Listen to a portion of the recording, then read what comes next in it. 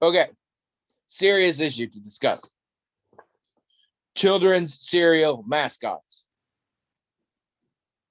Now, I don't know. You may have been like me and really not had access to all the sugar cereals and stuff when you were a kid. But I know you watch TV, so I know you saw all the commercials like I did. Yep. So, Loved them. Loved them. and they all had weird narratives, and many of them very confrontational. Like Tony the Tiger, the least of it. Like Tony the Tiger is just a tiger. He has a cereal for some reason. He's bringing it to the masses. That's fine. Like that's a worthy cause or whatever. But then we get into, the obvious one, Trix Rabbit, Yeah. and it's trying to get the tricks, and the kids won't let him have it. Tricks is for And kids. Lucky the leprechaun, who has Lucky Charms, and the kids are trying to steal it. Yeah. Fred Flintstone, who has, for some reason, he has Pebble cereal and Barney doesn't, and Barney is constantly manipulating him for his cereal. I think Barney just would rather have cereal he steals than to go buy it. Stolen cereal tastes better. Yeah, he's just that kind of guy. Apparently, see, I am too young to remember the era of the Cookie Crisp wizard. Oh, yeah. For me, Cookie Crisp has always been the freaking Keystone Cop and the burglar who would get away with it every time, except then his dog freaks out every time. I mean, stop taking the dog with you. And then freaking Cocoa Puffs that we never really address. Is his name Cuckoo? His name's not Cuckoo. What is his name? I think, well, that's the only, I mean, he's Cuckoo for Cocoa Puffs, but like he has a name, I think. Oh, well, I don't know. And like it's a drug thing, like without a doubt. Like he loses his mind when he has them. And yeah. I don't even remember, like I think those commercials, as I remember them, are people just pushing him off the wagon. Like, I don't think anybody was trying to steal from him, or he was trying to steal from. I think it was very much like, here's some Cocoa Puffs. He's like, oh shit, I 31 days sober, and you're like, just have a spoonful, and then he loses his shit. It is kind of like that, yeah. So my question is, which of those did you respond to inside? I'll start to explain what it is. For reasons I don't understand, the one that got, I mean, the Trix Rabbit was a little bit, because those kids were kind of snots about it. I couldn't really figure out what that was, and I felt bad for them. But for some reason, the one that really got me was Barney and Fred, because like they're best friends, and Barney's whole thing was just to like screw with Fred to steal his cereal. And I'm like, why? What kind of friendship is this? This is a terrible friend. Why are you doing this? I mean, you didn't mention Snap, Crackle, and Pop. Yeah, what was their narrative though? They just showed up when you ate breakfast. I mean, okay, I do seem to remember Pop was sort of like the picked on one, maybe, but that's sort of all I remember about that. And of course, Sugar Bear, but he was, I think, just a Sinatra impression, so that really never did anything. No, sorry, probably a Dean Martin impression. I lied. Yes, Dean. I just watched. So my dad's mom's birthday, I think 110th birthday, was just this past week. I mean, she's passed away, obviously, but he was talking about her, and it reminded me that there was a couple occasions where he called her Granny Goodwitch. And I looked that up. It's like, where did he get that? And it was from a Honeycrisp commercial. And so I found the commercial and I texted it to the family. Dad said, yeah, I remember that ad, but I don't remember calling mom that. But anyway, so in this ad, Granny Goodwitch it's a black and white ad. I don't remember what year it's from. And I just watched this like yesterday. And she says, oh, I have to hide my Honeycrisp from the Sugar Bear. And he's coming and he's singing his, into the Dean Martin sounding voice. Honeycrisp, yeah. He comes into her house and she's trying to hide. It's got a highball in one hand. She's hiding it, but he keeps finding it, and it's a really weird commercial. But so I was just watching a commercial like that, and you bring this up, so that's an interesting coincidence. But the thing is, I don't remember responding to any of those ads. I liked the monster cereals for some reason. I thought that though they were fun, Yeah. Frankenberry and Count Chocula, but there was no narrative there either. It was just I just Well, thought it was fun. except that they just wanted you to come eat their cereal and sometimes competed over it. So like that one was like a weird, like lonely shut-in kind of tale. I never There. had them ever. Me Never neither. even I've tried never those. had those. I still have the urge every once in a while. I'm like, I should go buy But some. See. but I liked the characters and the idea. As far as the rest of them, like you say, they did have a narrative, but I was like, yeah, whatever. I didn't care about that. I don't know. They affected me pretty powerfully. But only certain ones. Like I don't know. Like I don't know. I never really felt for Lucky the Leprechaun's plot. I mean, I do now feel for the racist depiction. I feel sympathy there, but I never felt, because I was just like, he's trying to keep it from people. And the thing is, what those commercials made obvious is that in their cartoon land, the cereal was unlimited in supply, so there was no reason to hoard it, because like people were like diving into giant fields of it and shit. It's everywhere. And the thing with the kids not letting the rabbit have it just seemed just cruel. But something about Barney, it's stuck in my head. A terrible, terrible thing. One of the Pebbles commercials, the Fruity Pebbles commercials, involved Fred and Barney rapping. Because of course it did. And Barney was doing a verse, and the last line, and Fred was kind of the hype man and was just like repeating the last line each time. And Barney's last line was, "But to get that fruity taste, I've got to trick Fred." And Fred's like, "To get that fruity taste, he's got to trick Fred, Barney." And he ran off with it. And that one just sticks in me to this day. And I'm like, I would slap the shit out of Barney Rubble. The hell is he doing? Did Captain Crunch have any narrative at all? I don't remember. Yeah, it basically, the devil would show up and try and make his cereal soggy is what it comes down to. I mean, it wasn't the devil, but it was like random bad the Sog monsters or whatever would show up. Oh. And I don't even think they'd threaten the kids. The kids would just be there, and Captain be like, you want in on this? And they're like, sure. And so then there'd be like a ship, and then he would be so crunchy that they left. And then we had some other weird, I mean, we'd have little one-off ones. Oops All Berries was a whole its own commercial thing where the factory like screwed up, but every one had a version of that. Whenever they were having a special edition, they were like, oh, somebody accidentally put magic poop in the pond where our berries grow, so now they're magic poop berries, or whatever. We hit the make them give even more diabetes switch in our factory floor, so now they're twice as sweet, and all of that junk, like temporary ones. But yeah, the captain mostly was just like, I'm a captain, you try and make my cereal soggy, I'll kick the shit out of you. And enjoy.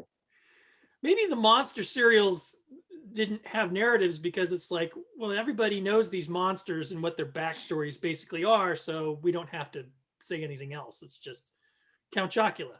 He's a vampire. See, but I think there was a minimal one. Like I think it was like kids show up in a scary castle, and then like, it's a nice dude with cereal, and then like I said, but then they would kind of like fight over it, because it'd be like, no, don't eat that, eat my stuff. And so like I think it's one of those stories where like the scary house on your block didn't have a witch in it. It just had nice people who wanted friends and had tasty cereal.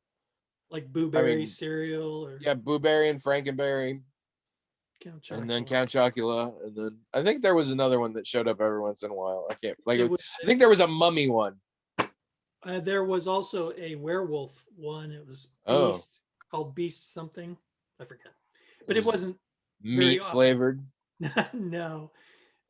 I want to say the mummy was like peanut butter. I don't remember, but yeah, Beast. It used to just be Chocula and Frankenberry, And then Blueberry was occasionally, and then eventually Blueberry like hit the big time.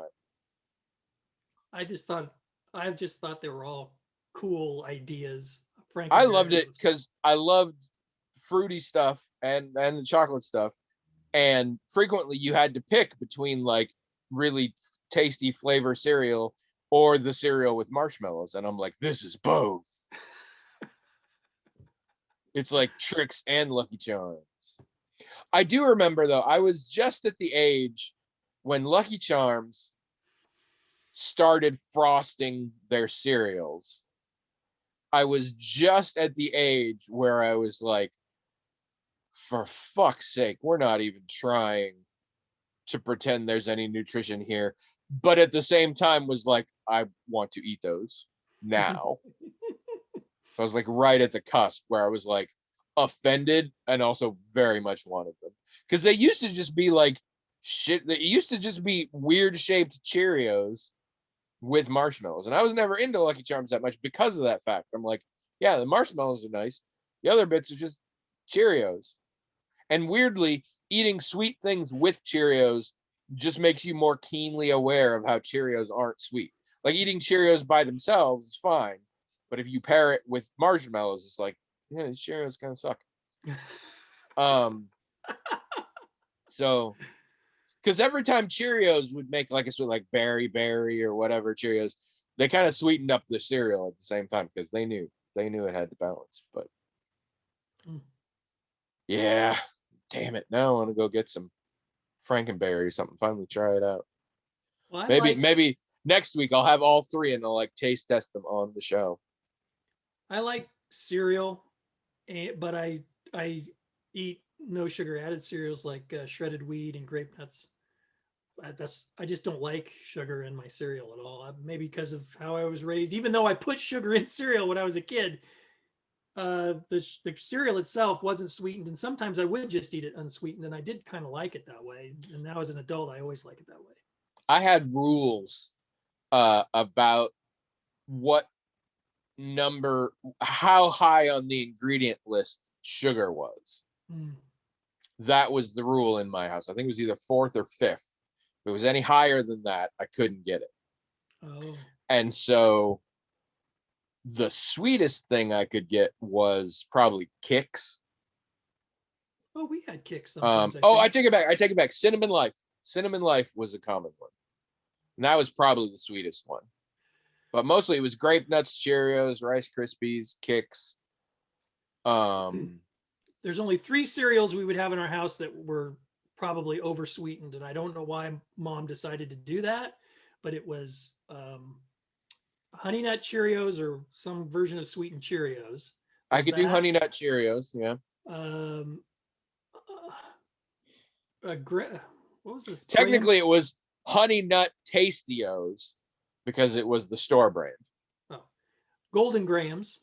We got. Oh no, sometimes. That was too much. That was too much. And I think we did have Kix on occasion. Oh, and we did have sometimes, rarely, we would get Captain Crunch, but it was either the peanut butter crunch or the other kind. It wasn't with the berries in it. Peanut butter Captain Crunch was a thing in my family, and we all loved it, but it was a treat. And so generally what happened is when we were on vacation, we would get it. And we would go through it really fast because we'd be like, I want a snack. I'm just pour some in a cup and just eat it dry. Because we all loved it. So like when we go to the beach and like rent a place for a week or whatever in the summer, we'd get a lot of peanut butter Captain Crunch. It's good stuff. It is. Probably not good for you, but it was. No, that's the thing. And I love sweet cereal so much. But I mean, just straight up terrible for you. In a variety of ways, and especially at my age, and especially at my weight, and especially at my being diabetic, terrible for you. But also at my age, if you eat much of them, you're like physically you're gonna regret it.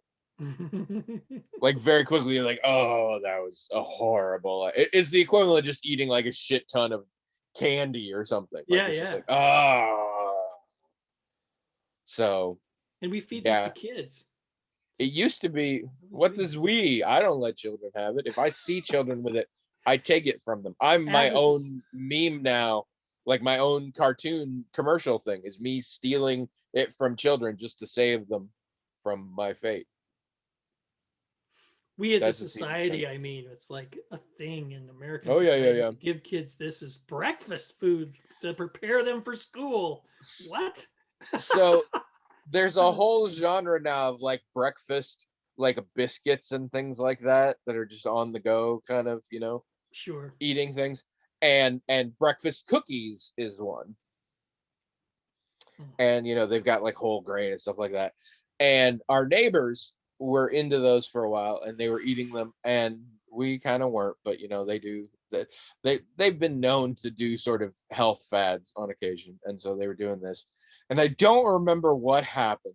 I think Trish said something to cause the mom to go look up the nutrition information. And we're in the other room, and we just hear her say, "These are just cookies."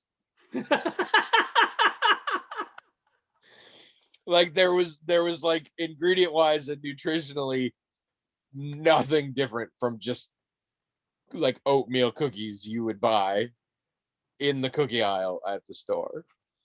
And they'd been having them for breakfast, giving them the kids for breakfast.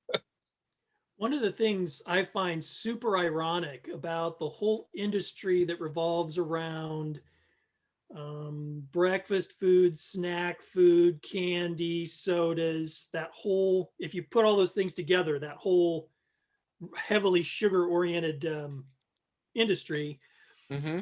each one of those verticals in that overall super vertical, if you will, is kind of invented. Almost all of them are invented by somebody who was usually a religious person, like a Quaker or even a Seventh-day Adventist, who was interested in giving people a healthy alternative to whatever they were doing. Like, sodas were supposed to be a healthy alternative to alcohol.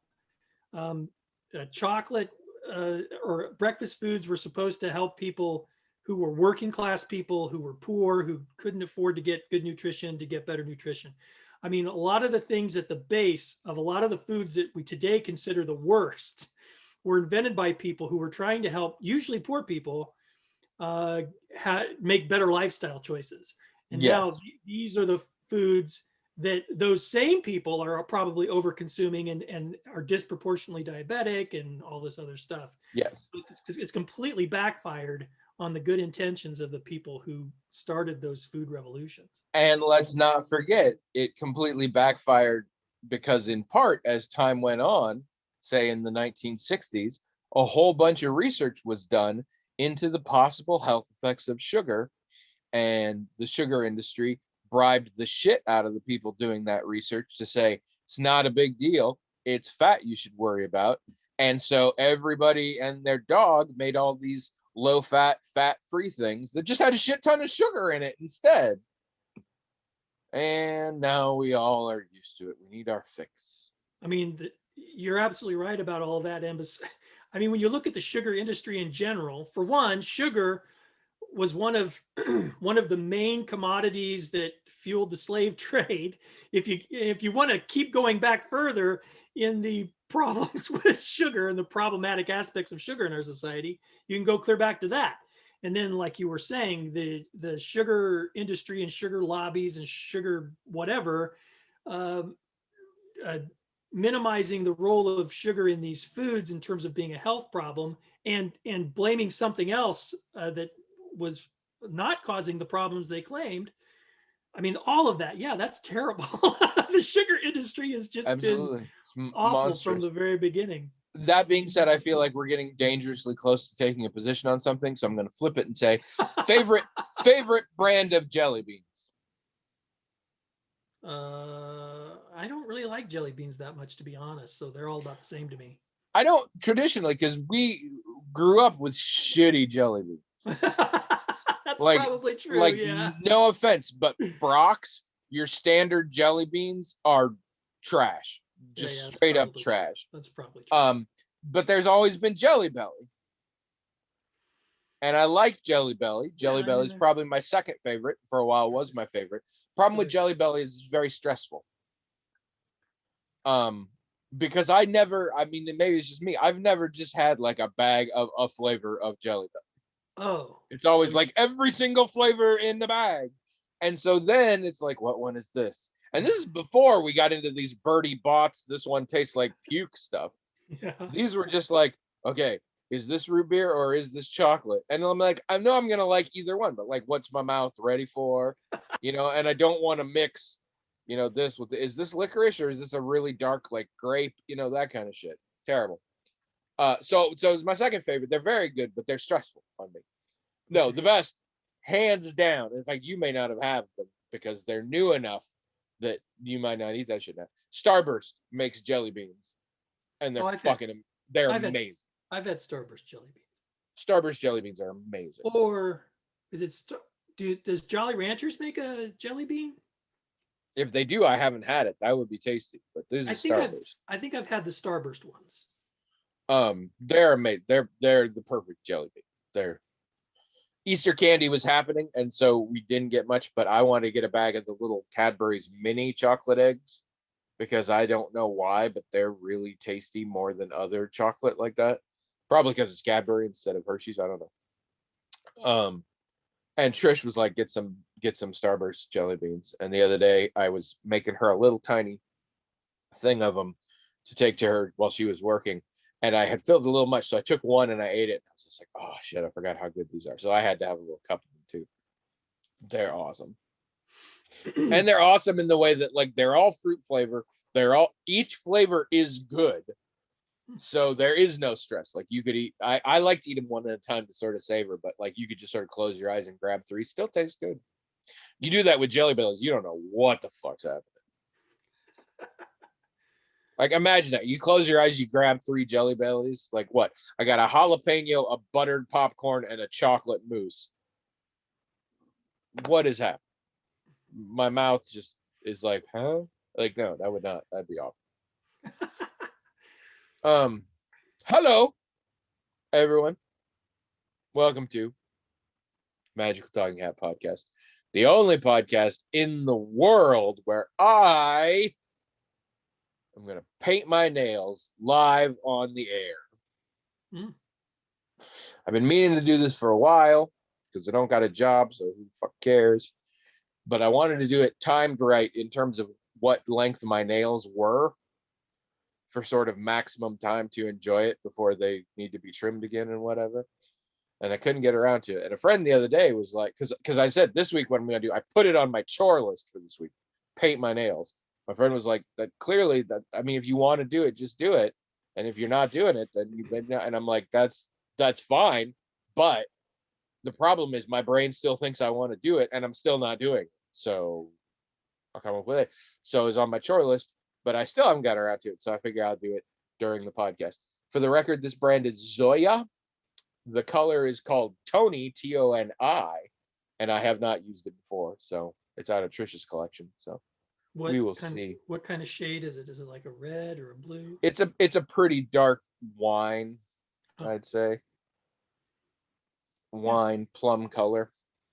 Oh, that's a good color. I like that. So we will see how this goes. So for those of you just joining us, I should explain how this show works because it's not mostly about cereal and nail polish. It could be though. We have a hat. It's magical in that it has its own email address, themagicaltalkinghat@gmail.com. And people we know and love, and occasionally people we don't know, but still somehow love. Right into that email address, themagicaltalkinghat@gmail.com, with little notes, comments, topics, questions, things like that. Wow, I have not done this in a long time, and I am bad at it.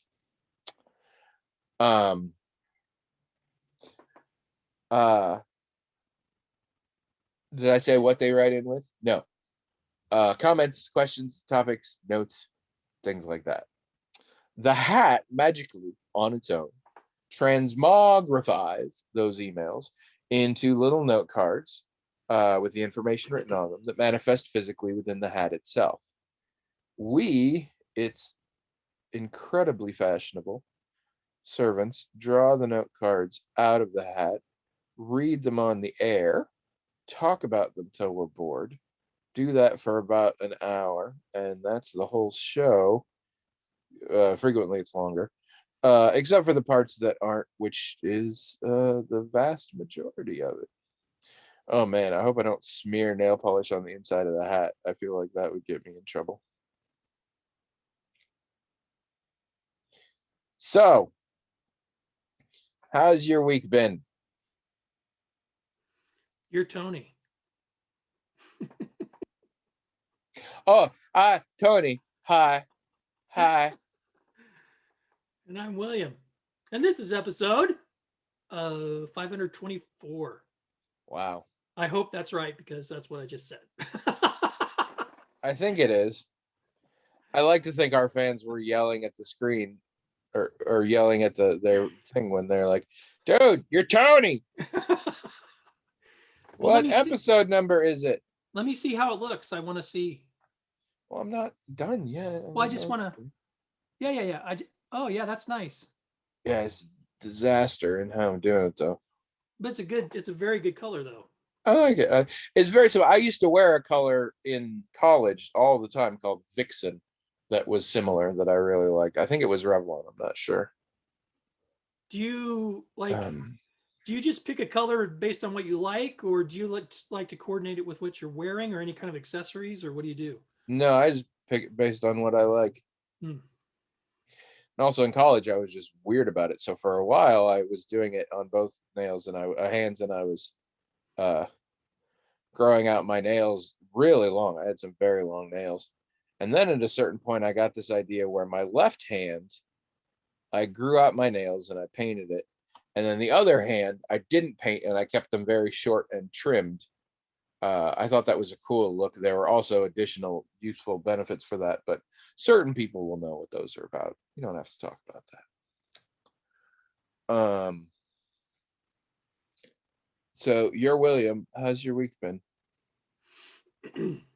So we saw Godzilla versus Kong yesterday. Oh, thank goodness. I was hoping you had. I wanted to ask about that.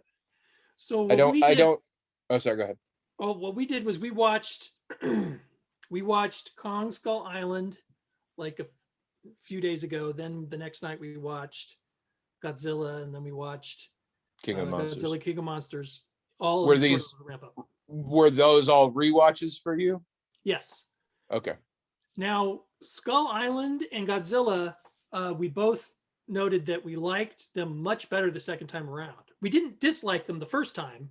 They were fine, but this time we watched them, was like, yeah, these are actually pretty good. I mean, pretty good for someone who's into that kind of material. I don't know if I would recommend them to someone who's not into that, but for a person who appreciates the original King Kong and the original Godzilla like I do, and for a person who appreciates kaiju like Abby does, we both really liked Skull Island and Godzilla the second time around quite a bit.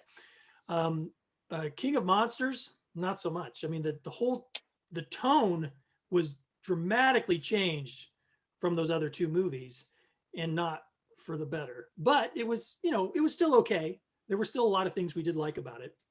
So we were prepped and ready to go, and really looking forward to seeing Godzilla versus Kong. And our feelings about it, I think, match what most critics' feelings about it are. Like if you go to Rotten Tomatoes and you look at what the critic consensus is and the audience consensus, they both say pretty much the same thing, which is that the character development and the story were like worthless, but the action was so good.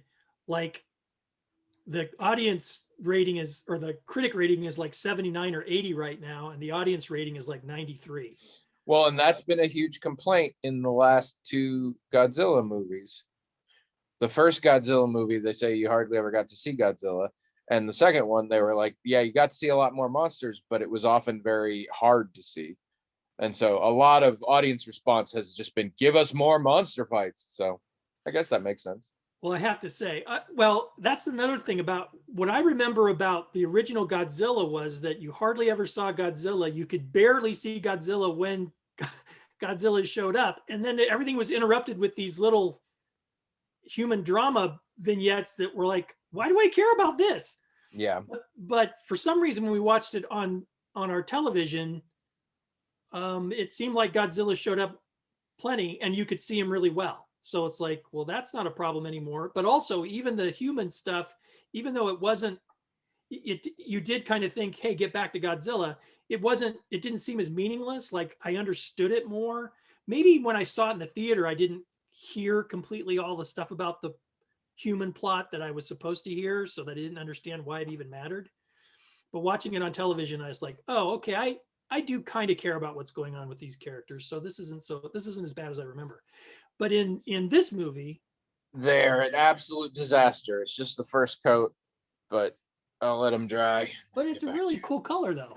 I do really like it. that. It's pretty nice. But in this movie though, it's like all of the stuff that was bad about King of Monsters, and King of Monsters didn't do that well. And I think its critic rating on Rotten Tomatoes is really bad. All the stuff that people didn't like about that movie, they basically doubled down in this movie. But Better monster fights. The monster fights were taken to the next level. And look, I will watch action movies, but when I watch an action movie, the action's about the thing I'm least interested in. I mean, when the action scene comes, I'll go get something in the kitchen or whatever. I don't care. If this was the exact I remember opposite. you famously loved the Fast and the Furious franchise purely for the melodrama. I remember. This was the exact opposite. I wanted to be there when they were fighting. And it was so good. It was so good. And whenever anything was happening just with characters, didn't care. And I didn't need to care because it was so bad. And I feel sorry for the actors because they had some good actors. All the actors were very good. That's not their fault. But the stuff they were doing with the actors was not interesting, not compelling, not anything. So did King of Monsters. King of Monsters had some of my favorite actors out there today. Yeah. I haven't seen any of these. I in general am not into kaiju movies. They're very much in a camp that if somebody was like, hey, I want to watch this right now, should we watch it? I'd be like, sure, but not enough that I would like seek them out. Well, I would, after watching Skull Island and Godzilla again, I would totally like us to get like Blu-ray copies of it that we can watch because I did like it that much. I would only get King of Monsters just because it's kind of part of the whole thing and it's to complete the set. Yeah. Right. And I don't know. I think I'd kind of like to watch this one again in case there's other things I can appreciate about it besides just the fights. You've got time. But the fights are really good. I mean, like if Abby said, well, let's just get the Blu-ray for the fights, I'd be like, yeah, let's even fast forward because they are so good. They're so well choreographed and they look so cool. And that's probably enough that when I tell Trish, she'll have us watch it this weekend or something. Yeah, I mean, but I have an important question to ask you, and this is good because I couldn't remember if you were into these or not, but I am very confused. So, the original Godzilla, not original, the original in this series. Okay. Godzilla, kind of scary, kind of problematic in that he's, destroying things and shit like that. But essentially, of the monsters, is the good one.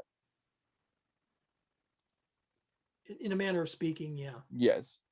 King of the Monsters, it's, I think, much more definitive. Godzilla's the good monster. It's I mean, so's Mothra, but Mothra dies. Yeah, less ambiguous. Still, yes. In a manner of speaking, though, I would say. Yeah. Skull Island,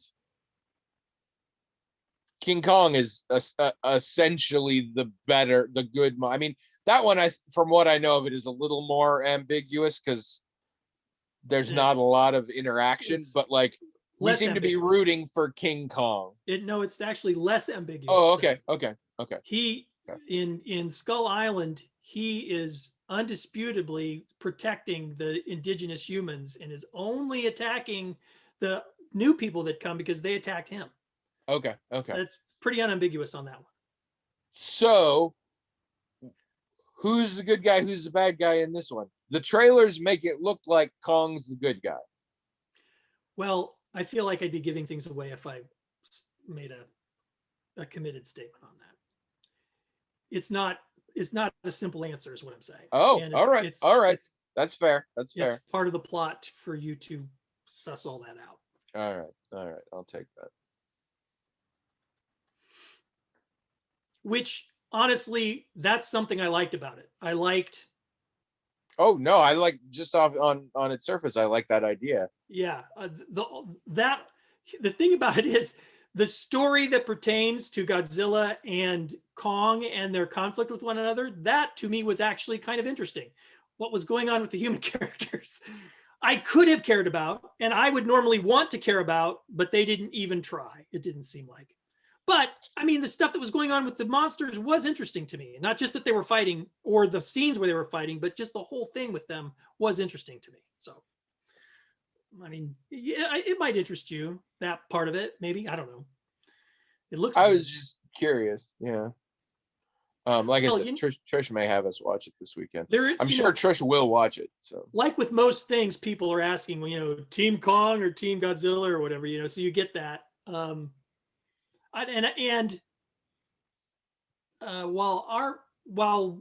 our household likes Godzilla and likes Kong sort of separate, I think there was a little bit of a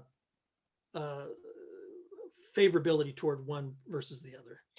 I historically have not given a shit about King Kong, and I'm very much Team Godzilla in almost everything. But I haven't seen any of these, or the 2001 with Matthew Broderick, which we liked, by the way. Really? Yeah.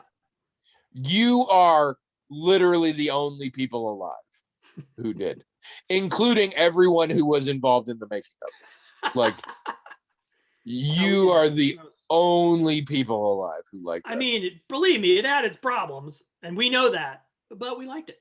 We've seen it more than once. It. So they should give you the rights to it or something. I didn't think it was that bad. Anything else happened this week?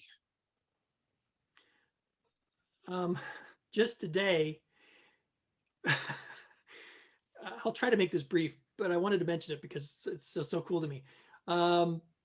So recently in Des Moines, they were working on some streets in Des Moines, and they found some tracks, like rail tracks underneath them. Because Des Moines used to have a rail system in it, trolley system. I'm calling it right now. This is going to lead to the Oak Island money pit, isn't it? No.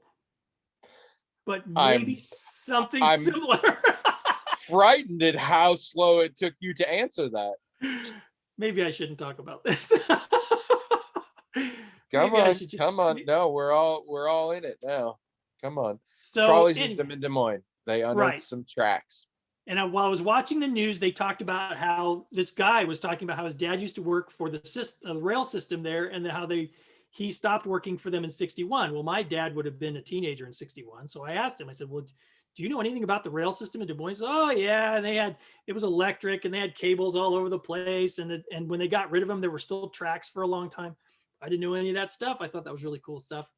Then today, he texts me and says, well, my dad used to tell me a story about a guy named Chicago Mike, who lived in Melcher, who was a gambler, and who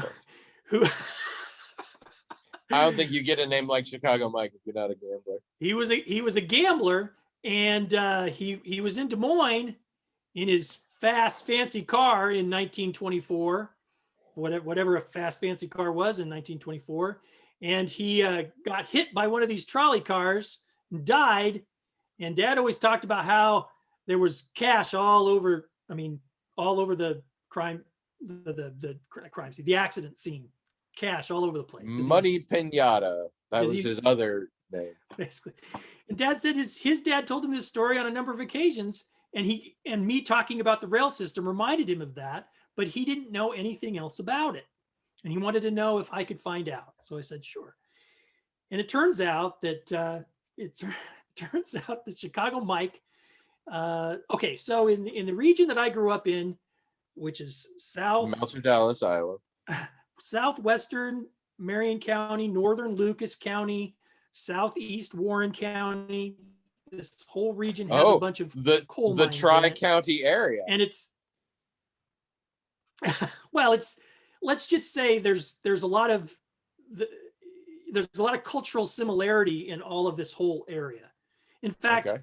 Sheraton is the county seat of Lucas County, and it's the same distance away from my house as Knoxville, which is the county seat of Marion County. So, it's all that stuff is sort of a similar culture and whatever.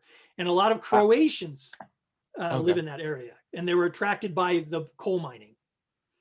And this guy, whose last name I can't pronounce, he came from Croatia, and he lived in Chicago. I mean, his last name was Mike, right? No, you said no. Actually, his first name was first Marco. name Chicago.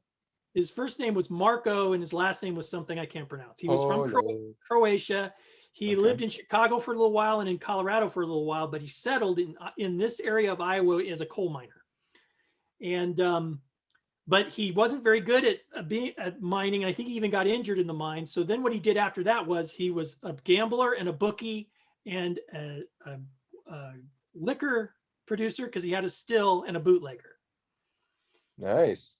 And he got the nickname Chicago Mike because he would go to Chicago sometimes to ply his trade and make extra money there. But what he would do is he had a circuit he would go through that went through Lucas County and Marion County, and I think a little bit of Warren County, going to the mining towns. And when they had their paydays, he would kind of bring this sort of mobile casino there, and he would let people gamble.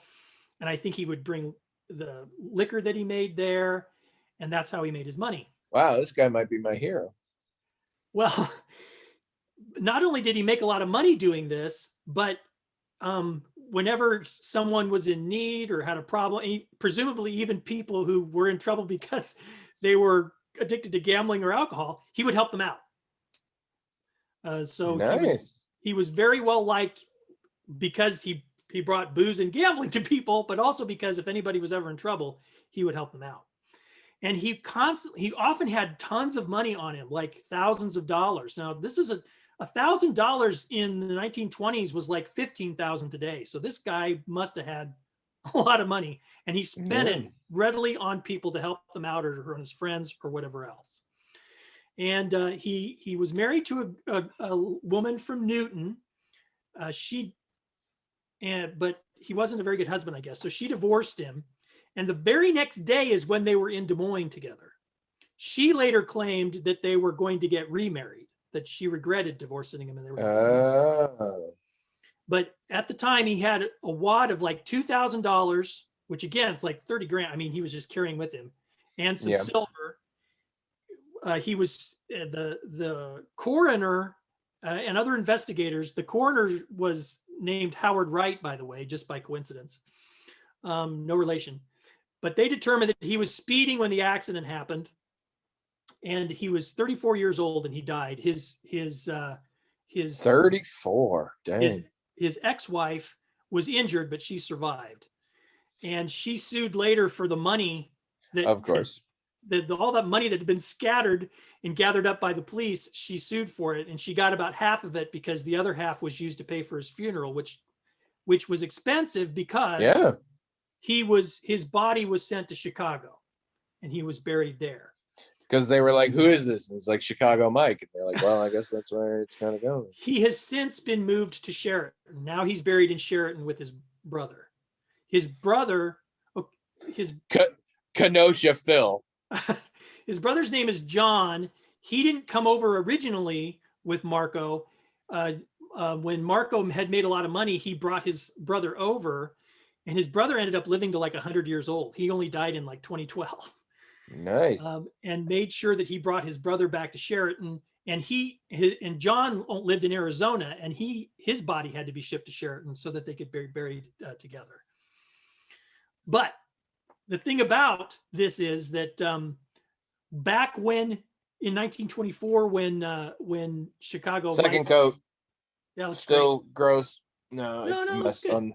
No, it's an edge. I'll clean it up later when it dries. I can scrape it off the parts of the skin. Look at it, but Back when right after Chicago Mike died, John, who had been living in Chicago at that time, came back to Iowa, saying he was looking for between $5,000 and $8,000, like $125,000 in today's money, that he thought Mike had left there for him, and he never found it.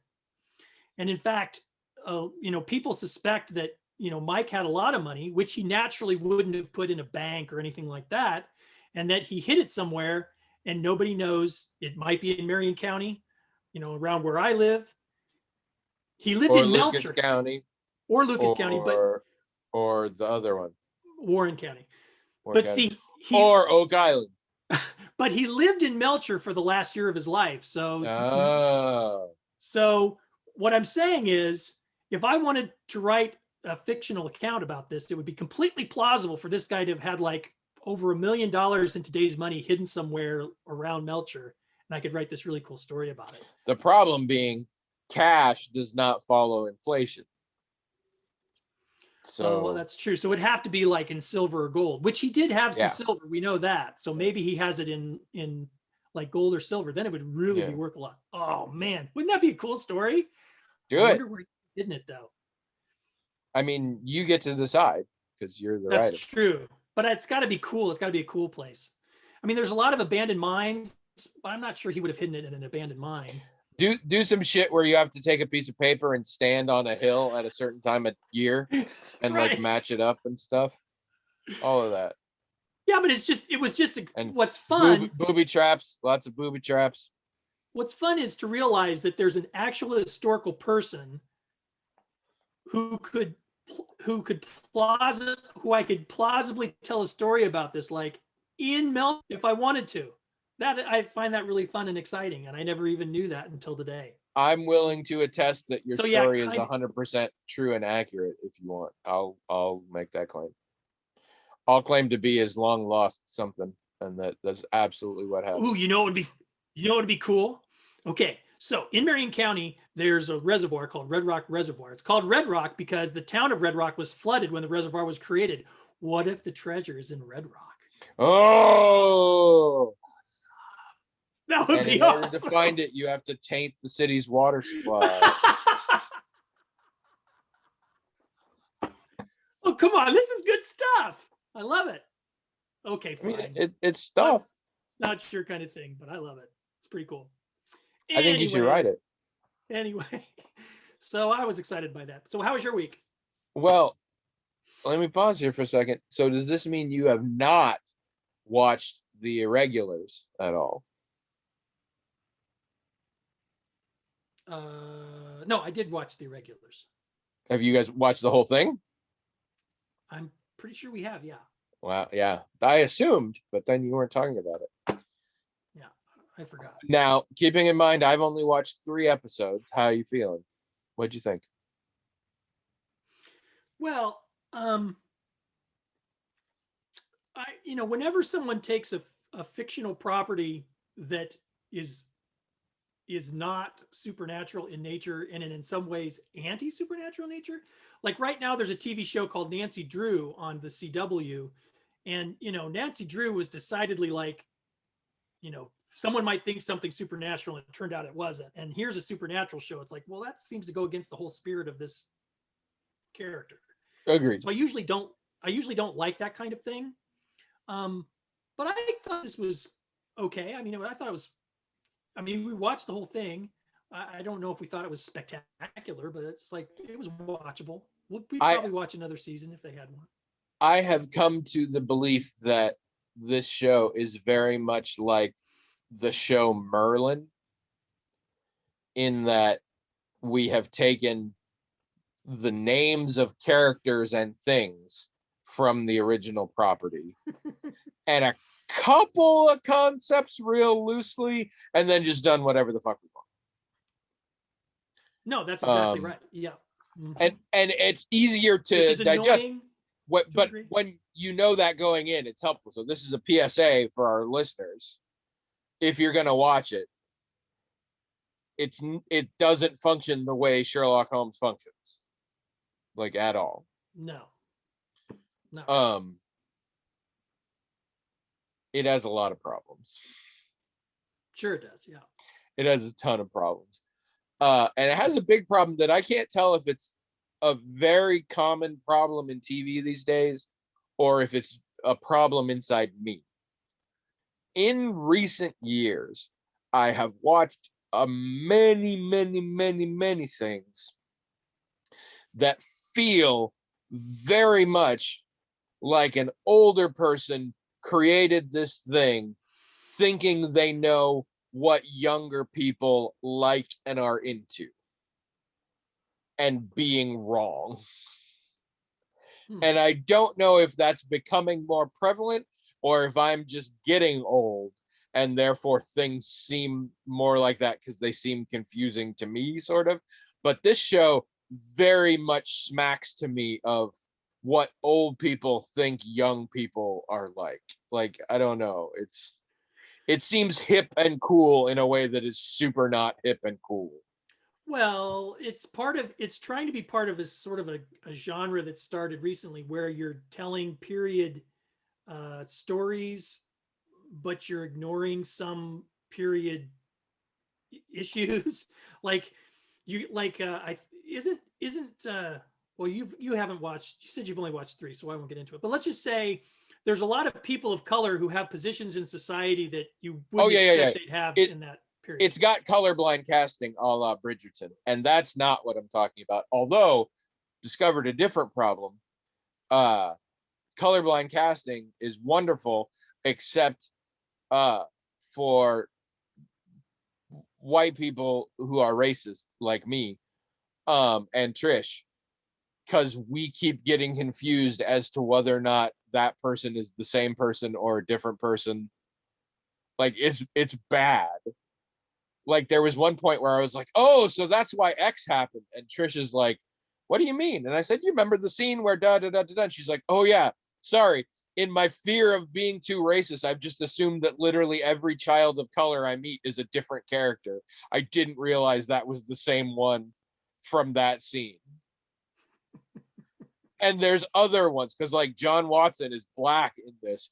And in the second episode, you start looking at a guy dressed like John Watson who's also black and has a beard. And I spent a long time going, he changed his mustache. Why the fuck did they, was that like a pilot? They decided, and then I'm like, oh fuck, it's a different man entirely, and I'm just an asshole. And it was a different man entirely, and I'm just an asshole. So that is a problem. I freely admit it's my problem. It's not their problem. But it was an unforeseen consequence of colorblind acting. I'm just like, yeah, now I just fuck up stuff because I have so many assumptions built into my head. But yeah, not that. I mean, and there are just, there's a lot of turns of phrase that they use that I mean, somebody in the first episode says pronto, and I'm like, nobody here knows that word. No one in this entire city of Victorian London knows that word. That happens quite a few times where they yes. use especially modern slang type stuff. I think they do that a couple times. And straight up, the music makes me want to kill myself. I think for goddamn cutting edge, hardcore, like hip hop beats in the background of these Victorian London scenes. I'm like, fuck right off. That is, I hate it so much. I don't hate the music, not or the setting. The two together, vomit. I like the female lead actor so much, though. I can't remember her name. I hate that I can't remember her name, but she's so good. She I really plays, like. yeah, Beatrice in this. Yes, Beatrice. Very good. I really like her. I have decided now. The third episode helped. I think I like it now. It has a lot of problems. I think I like it. And I think one reason I like it is it has very distinctive and very important, consistent characters. I am 3 episodes in, and I genuinely feel like I know and understand each of our main characters and who they are. And none of them, they do things that piss me off, but none of them do things that I'm like, that's not what they would do. Like, they're very themselves. Yeah. And the show is doing a decent job of giving everybody some time. There's clearly the more important characters than the others. And they all do stupid shit and all that, but like, they have consistent characters and they're fairly believable characters to me, and I enjoy that. And in particular, based on certain things, I looked it up, and the character of Leo is decent, has decent historical precedent. Yeah. That was kind of cool. Like, not only just his physicality issues, but aspects of his personality and so forth are sort of tied into historic records. So that's kind of cool. Douchebag John Watson is annoying as shit, but I mean, they're doing something with it. Yeah, spoiler alert, John Watson's an asshole. Abby Which didn't like that. does not, it's very uncomfortable, but they're clearly doing, like, it's not just it wasn't just like, this is fun, we'll do, like, they've clearly got a point for it. Yeah. So yeah, I've started digging it. That third episode where we're all in the mansion together, like, that the characters got a lot of play, and I think that brought a lot of things for me. So kind of enjoying that. Watched a film that's been on my radar for a long time, but I've just been trepidatious about it. And someone, and I can't remember who, because they are in trouble, finally said, oh yeah, no, you should definitely watch that. I think you'll like it. And they were wrong. It is a horror film called Await Further Instructions. It is on Netflix. I might recommend it to people, just not to me. It is, I don't want to spoil anything. I think it's actually a very good movie until the end. The end is dumb. The reveal of what is actually happening makes no sense in the context of the rest of the film, in my opinion. The film itself, though, is very well done. The film deals, and the ending sort of doesn't matter. That's not the point of the movie. But the movie deals with the, as horrific concepts, the idea of mob mentality and adherence to blind authority and that kind of stuff, which can, and I think it's done very well. I mean, to really give you the vibe on this all deals with a specific family. Their last name is Milgram. Oh. So that's kind of a tip off there, like right away there. Yeah. Every time I'm like, that's hilarious. I love that. But the problem is, I fucking hate that stuff. That stuff to me is very much too much in the camp of, that's real shit that happens. I don't want to watch horror movies about that, because that's shit that can actually go down. So I thoroughly hate it. But it's not the movie's fault. If that is the kind of exploration that one finds interesting, I think I would recommend it. Decent movie. Not too long. It's on Netflix. Good performances, good production values. Check it out. If you like that. Last night, I do want to touch on this a little bit because it's weird. I saw a movie last night called Mercy Black, also on Netflix. And I like and hate that Netflix just wants me to do thumbs up or thumbs down. And I didn't do either last night, but I thought about it this morning. I gave it a thumbs up, but it's marginal. There's some really good things and some really bad things about this movie. You've got a look on your face. Have you seen this movie? I'm trying to remember if I have. Well, you'll know when I explain it, I think. The premise, I love the idea, and there's a brilliant movie in this concept. So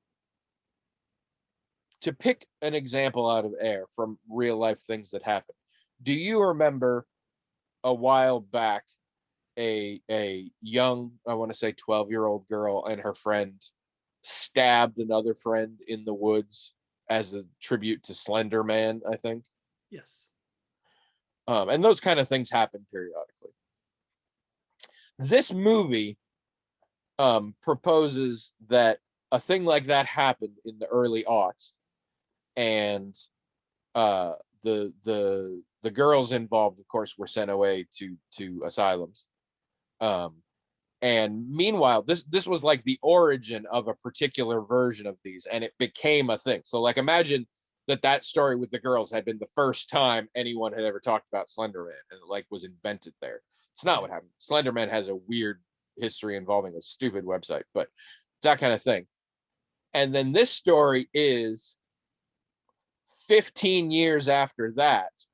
One of the girls has, been in therapy this whole time and has been treated for schizophrenic tendencies and things like that and medicated and all this, and is now being released back out in the world. And she's going to live in her family home. Her parents are now dead, with her sister who lives there with her son.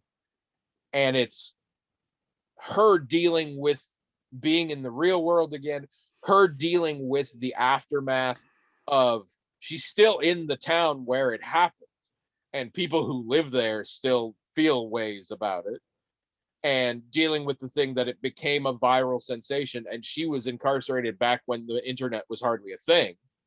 And so learning all of this and dealing with this, and of course just dealing with her own issues and being out in the world. I think this is a brilliant sort of psychological thriller there. I love that idea. This movie turns it into a lot of it turns it into a very standard. I'm like, oh shit, no. But in this one, the evil thing is real, and it's just all that. Now we have to save all the people, and everybody thinks I'm crazy. But I'm like, okay, it just got turned into one of these movies that they make shit tons of them. And you just have to rename what the scary thing is each one, and then it's fine. But then things twist a little bit. And the story becomes more interesting again. It ends very unsatisfyingly, in my opinion. It ends very much on just the last moment kind of thing that sort of doesn't resolve anything. And so I am disappointed for that. I really feel like a good movie could have come out of this. And it's well performed and everything.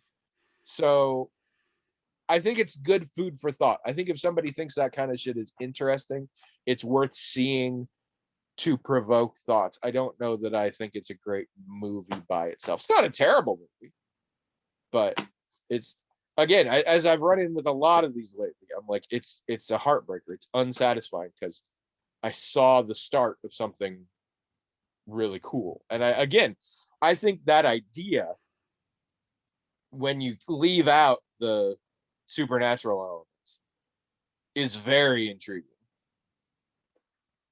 and could make for a really interesting story. But that's not what this is. But that's also not what this is. I don't want to give it away. The story is not as simple as it looks. But I still can't remember if I've seen this. It seems like I have, but I just can't. I don't remember. Yeah. But it's on Netflix, so yeah, if anybody wants to check it out. The actors in it are very good. Mostly women in it. And a couple of them that I looked them up afterwards because I'm like, they were really cool. I should see what other stuff they've done. And for the most part, they've either done shit I really don't care about, or they haven't done much. So hopefully I'll see more of them after this. Yeah, I don't think there's a lot else to talk about over here. Oh, no, there is. I went and visited somebody this week. Who's that? So a friend of mine who used to be my boss a couple bosses ago, who I think I've talked about her before. She's basically the only listener to our podcast that I actually know exists and that participates not at all. Didn't mean to throw the shocker up there, people. My numbers are weird because my nails are drying. I suppose my brother kind of counts. I know my brother listens sometimes, but I don't have any sense of how often. This is one of our loyal listeners, but she does not comment. She does not send in questions, nothing. But we've been talking for a while because the weather's getting better, and she has a big house out in the country and it has a big deck on it. And I was like, when the weather gets good, I'll bring lunch and we can socially distant hang out for a while. And so we did that this Monday because the weather was really nice. I got sunburned. Wow. You can't really see now, but I got pretty good sunburn. And in retrospect, of fucking course I did, we sat out in the sun on the deck for like almost 3 hours. So yeah, that's how that works. She didn't think of it either, and she's a goddamn skin cancer survivor. But it just didn't even occur to us. But then later I was like, how did I? Oh, yeah, of course. But that was really fun to catch up. But it's funny because like right off the bat, she's like, I kind of know what's going on with you because I listen to you every week. So, and I was like, yeah, let's start with what's up with you. And that was funny to me because we were catching up, but like I had way less to catch her up on because she listened to the podcast. But so that was really fun. She also, remember my 240 milligram wild strawberry low calorie drink mix? Yeah. She'd been drinking that exact one just all the time. Didn't ever check it until she heard the podcast. It's like, yep, that's the one. So I have had a tremendous impact on her physiology probably going forward. She's either gonna die or suddenly sleep way better than she's ever slept before. I don't know which. But yeah, so that was really fun. She also, she bought a VR headset, the Oculus Quest 2, and she had me try it out, and it was really fun and didn't make me motion sick. Mostly because there's bunches of shit you can do on it that don't involve you like moving places. So it doesn't confuse my inner ear because I'm literally doing what my inner ear thinks I'm doing. So I played a little Beat Saber and this thing called Wander, where basically it's like Google Maps Street View, but you can go down there and it's 360 around you. It's super awesome. Nice. So I'm actually looking into those a little bit. It was a good time. I'm researching those, so that was fun. I think that's mostly it. Should we do a question?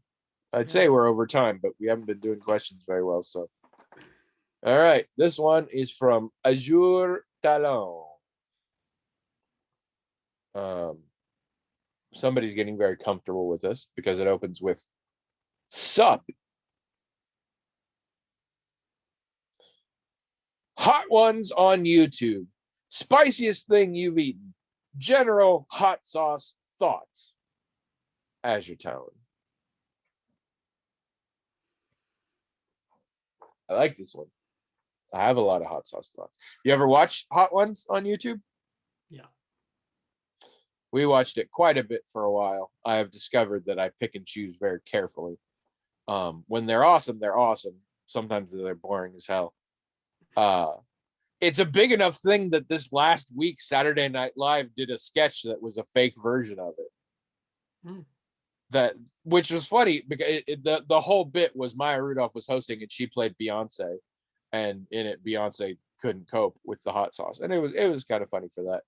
But what was weird was Sean Evans, the host, they got Kyle Mooney to play him with the bald cap and everything, and I'm like, that is funny because admittedly I think he's in LA and they're in New York, but there is no question that if they had asked him to come on and just play himself, he would have in a heartbeat. Probably. Like there's no way he would have been into that. But I do like that show, and yeah, there's a very sort of interesting vulnerability. You're not into food, so I have no idea if you're into spicy food because it's a subset of food which you're not into. Like most things with me, when I think I'm into something, the people who are really into it don't really think I'm into it. Like, I think I'm kind of into comic books, but people who are really into comic books, they probably don't think I'm that much into comic books. All right. So do you think you're into spicy food? I feel like I am, except I know that there are certain, like I would never go on that show because even the lowest spicy thing they have is probably too spicy for me. But I do like, when we fix food. The lowest thing they have is sriracha. Oh, well, I'd probably be okay with that. Because we put sriracha in things, we put Tabasco in things. We do use that kind of stuff in just about everything we cook. So to me, since almost everything we eat is spiced that way, for me, it's like, oh yeah, I'm into spicy food. but I know that I wouldn't like that. So Yeah. I think for people who are really into it, no, I'm not into it at all. Just liking things a little bit spicy.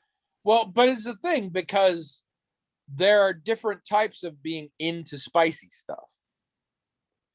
Because I know people who just eat a lot of it, and so they just sort of have a tolerance, and so they're not trying to go crazy. There's just a level that they're into. Years ago, so my sister lived in New Mexico for a long time, and she married a man who was living in New Mexico and who was born and raised in Mexico. And so they have a lot of experience with chilies, and they have a definite higher tolerance for that kind of stuff than we do.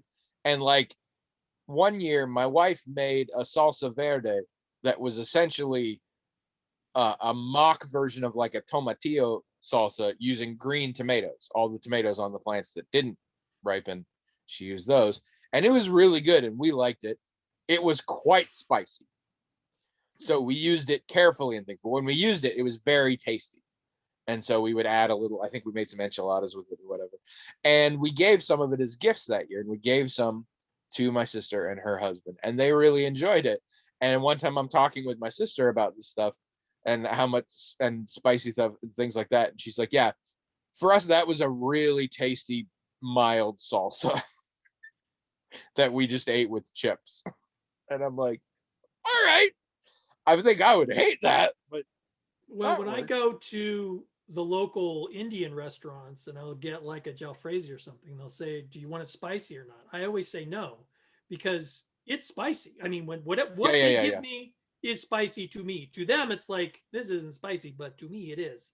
So I Most always say of no. most of the places we do have hot, medium, or mild. Hmm. And I will say, Trish and I are at the point where mild, we want more. And we've discovered if you go to an Indian like lunch buffet, it's all spiced really mild so that everybody can eat it. And so it's not that, like, we don't like it as much. Hmm. We go medium. We don't have the guts to say hot. Like, I don't, like, medium is plenty for us. And every once in a while, I'm like, I feel some spicy, but I'm like, I don't know what that means. I just know that's the top. Like, I don't have a sense. So why mess with it? But then I've got friends, and they're all just random Midwestern white people who very specifically grow Trinidad scorpion peppers and Carolina Reapers in their yard, and then like make sauce out of them and then bring it into the office just to freak people out and to eat a little and claim it's not that bad. And I'm like, fuck off. I don't care. I have been in the Mall of America, at least back in the day in the Mall of America. They had a hot sauce store, and it was very cool. It had hot sauces that instruct you to use it with a toothpick. Like just put some on a toothpick and dab. And I'm like, at that point, no, that's dumb. I am not into hot for hot's sake. Um, but I'm pretty good. And it was a thing because I was always worried about too spicy. And then one time, maybe 10 years ago, I suddenly came to the realization that most restaurants and fast food places and stuff like that wanted people to eat their food. So whenever they came out with a super spicy thing, it probably wasn't so bad that like no one would want to eat it. It was probably mild enough that a decent chunk of the population would want to eat it, which meant it was probably fine for me. And ever since then, I have discovered the joys of the seasonal, like when the Angry Whopper comes out and stuff. That's really tasty. I discovered the joys of a lot of spicy chicken things and stuff like that. They're really good now that I've learned not to be afraid of that because it's spicy, but it's spicy very much on a nationwide mainstream level. Mm-hmm. So it's very tolerable. We put a lot of, well, not a lot. We put sriracha in quite a bit, cayenne and things. We Yep. enjoy that. But yeah, nothing crazy. I would say if you have to do it on a chili level, I'm a jalapeno guy. If you put jalapenos on stuff, I'm like, that's tasty. If you put serranos, I might be too much. I would go on hot ones, maybe. And I think I would make it all the way through. I would be one of those who was an absolute disaster. I would be one of those where you watch the episode not to learn more about me, but to see me lose my fucking mind. Like that's what would happen. But that's the thing I've also discovered is I mean, there is an endorphin rush from the pain, but also, I mean, it's just the pain up here at least is very temporary. Now, what you do to your digestive tract by doing that can be awful. Mm. And I do watch for that. And I don't like stuff like buffalo, you know. Used to say buffalo chicken or buffalo wings, but now they got buffalo flavored everything. Hate that shit. That stuff is gross to me. I'm like, it's just hot vinegar. Like that's not a flavor to me. But if you get like, you know, like a Thai chili or something, oh, I love that. Even if it's real spicy, like that's really tasty. I need some flavor in there. I spent a long time. I'm slowly creeping back into enjoying black pepper. I spent a long time not because I'm like, it's just uncomfortable. It's not got flavor, but I have sort of learned to work with it better. But I put ground pepper on just about everything. I do too, but I don't put a ton. And Trish wants me to put more, and I'm getting more into it. Yeah, I put a lot on. Mine is garlic. So recently, I had to buy a mortar and pestle because we have a few in the house, but none of them are food safe because they've been used to like make incense and shit like that. But I bought one for cooking because, as an article explained to me one time, mortar and pestle, butter plus something equals compound butter. And it's true. And so I have been making compound butters like crazy. And I'll be honest, I say I've been making compound butters. I've been making garlic butter. I've been making a shit ton of garlic butter. And listen to my recipe. Take a head of garlic, break off, I don't know, 3, 4, 5, 6 cloves, peel them, throw them in the mortar pestle, whack off a hunk of butter, maybe half a stick, maybe 2/3 of a stick, throw it in there, mush it up, spread it on some shit, or just eat it with a goddamn spoon and thank me. It's super fucking tasty. And it's not even, I'm not good at it yet because what I really need to be doing is mincing the garlic, I think, because I get these big pieces, but I make incredible garlic bread with this now in the toaster oven. I just sort of smear it on like I'm icing a cake and then put it in there. It's really good. But what I love is I have so much room to grow in the making of the garlic butter. But even now at my like lowest level, it's fucking tasty. So this is a great thing to like have to reiterate to get better at. Oh, Right. so tasty. Garlic. Oh, I love garlic, and the mortar and pestle makes it so easy to put garlic in your face. And I'm just doing it. And I mean, I did a version where I added in some cheese and some salt and pepper and stuff, and it was really good too. And yeah, but do yourself a favor, get a mortar and pestle, put garlic and other stuff in it. Go crazy. You know how what I had to do when I bought this thing to season it? Oh no. First, I had to wash it with no soap. You never put soap in it or it'll taint it. But I had to wash it with hot water, scrub it good, and then let it dry. And then I had to put a small handful of white rice in it and grind it until it was ground, and then throw it away, and then do that again until it ground white. And they said this may take several handfuls because I get it sort of comes out gray because it's getting shit off of the sides and everything like that. Sure. But the problem is it looked pretty white to start with. And also grinding uncooked rice is fucking hard.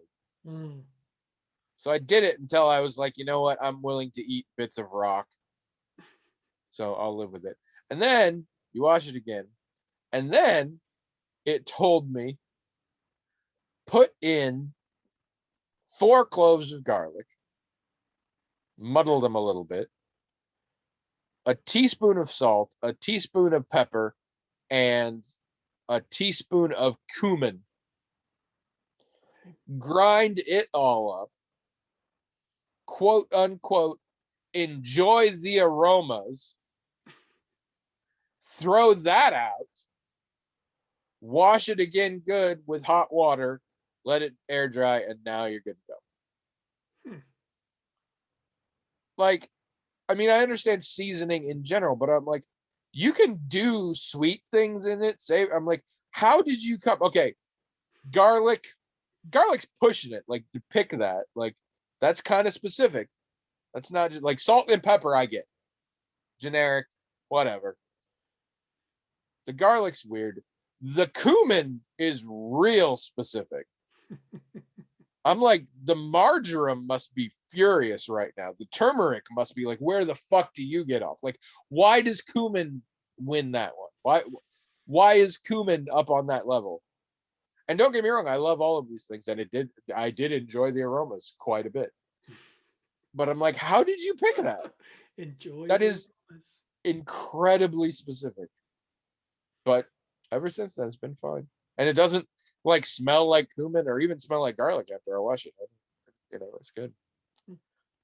But all right, that's more than enough. I mean,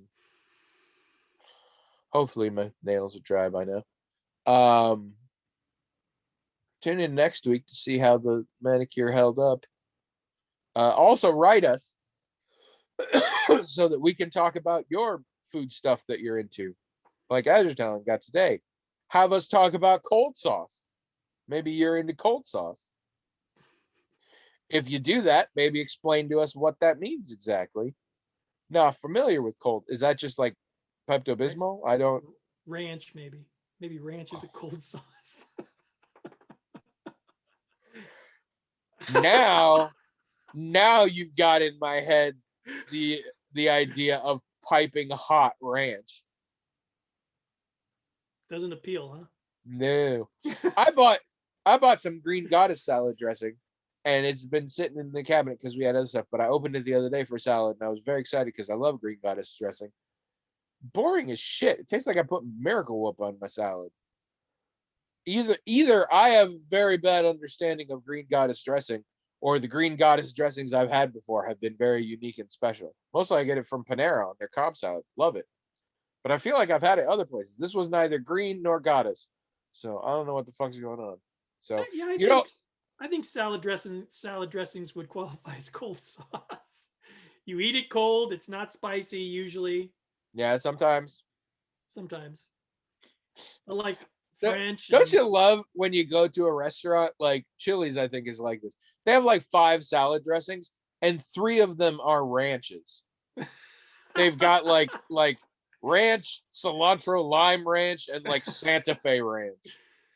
Or like, they've got Trish straight up hates ranch, so that's really pushing it for her. Or they've got French and Western, which I'm not really sure what the difference is between those two. French and Western. I don't know what the difference is. That is a thing, though. I remember as a kid, somebody invented Catalina dressing. Oh, yeah. Catalina. And it was Western mixed with Thousand Island, I believe. Oh, okay.